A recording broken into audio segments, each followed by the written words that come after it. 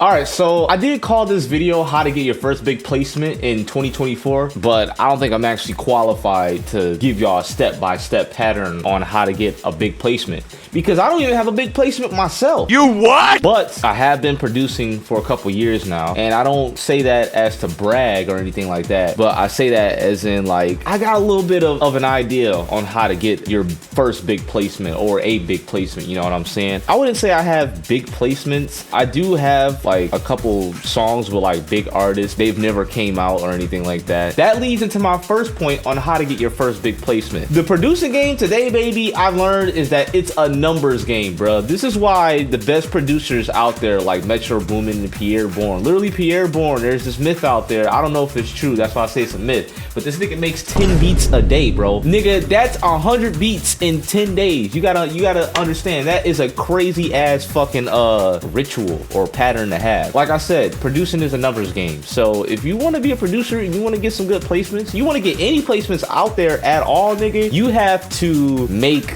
a lot of fucking beats because rappers, they're like picky, bro. Like they're not gonna just hear a first beat. Like they may be like, it's hard, but they may not feel that beat. I try to at least make one beat every day. If I don't get at least one beat a day, then I'm a fucking failure and I contemplate.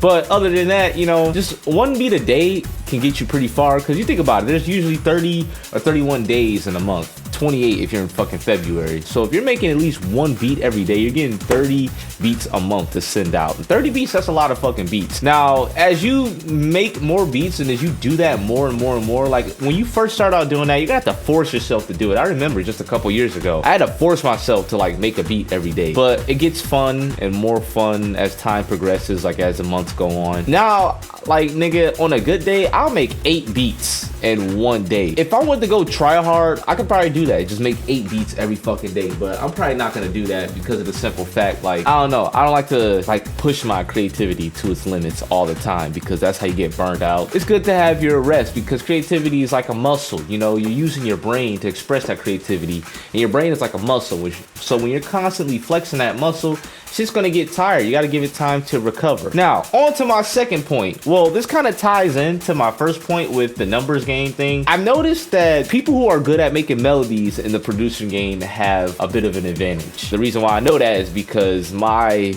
strong suit is melodies. And I mean, if you look in my comments or if you ask anyone who like listens to like my beats, they'll be like, yeah, Screw Stash makes the best melodies, nigga. I'm the best melody maker. My drums, they all right. Though my melodies is what really gets me in the door. And I've been able to like really get a lot of good connections and just make a lot of good connections just through melodies alone. Listen, let me just lay this out for you beginner producers out there. Like, bro, send loops, okay? Don't focus on fucking putting drums on loops. That's not gonna get you. It might get you somewhere, but it's not gonna get you nearly as far as being the person that sends out the loops. As you get bigger, like as you become a bigger producer, you get connections. Like you just, you know, you're a fucking producer now. You're friends with Drake, you know what I mean? You're gonna have every producer or every nigga that makes beats or want to get in the game sending you loops, trying to get you to put drums on it, because you know, like if you get that beat to Drake and he likes it and he fucking raps on it and gets you out, that gets you a placement. Being on the opposite side of that, if you're a producer coming up, send loops, my nigga.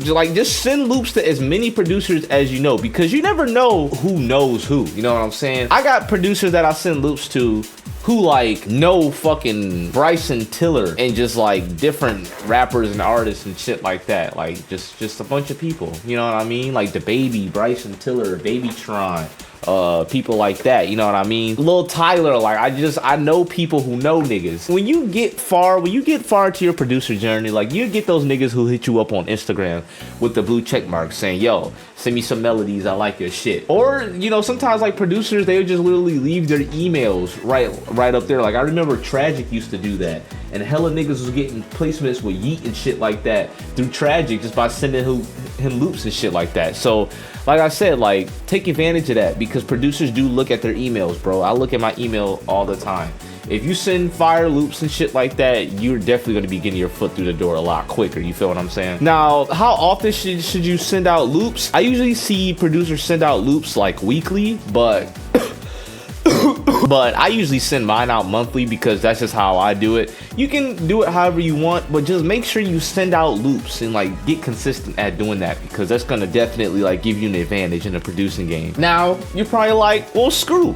How the fuck do I even get noticed by these people who know like these rappers, who know the Drakes and the Kanyes and all those people? Well, you gotta utilize the internet, bro. There's a million different social media platforms out there, and the ones that I would focus on right now are Instagram and TikTok, because of the simple fact, like, they are the kings of the short form content, and short form content is the king of content right now. So you just kind of gotta put yourself out on the biggest platforms out there and do it consistently. Like, listen, everything is a numbers game, my nigga. You just have to do shit a lot, and like, that's how I've been able to get to the point to where I'm at right now, which isn't shit compared to where I'm trying to get to. You know what I'm saying?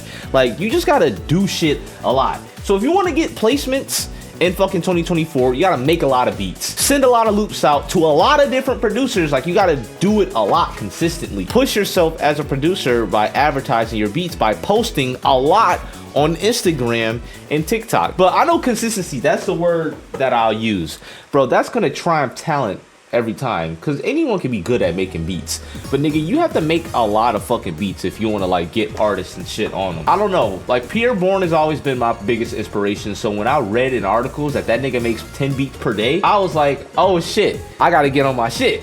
So, you know, I realized that, like, yeah, any producer will vouch for you. Like, the more beats you make, the better off you are, you know what I'm saying? Thank you for watching random black nigga who makes beats ramble about some shit for like, what is it? Damn, I don't see how long I've been recording, but probably, I don't know, 20 minutes, 30 minutes, I don't know. I'm gonna go eat some ramen noodles. Yeah, stay up, niggas. Go get your first big placement. Peace out. Love y'all.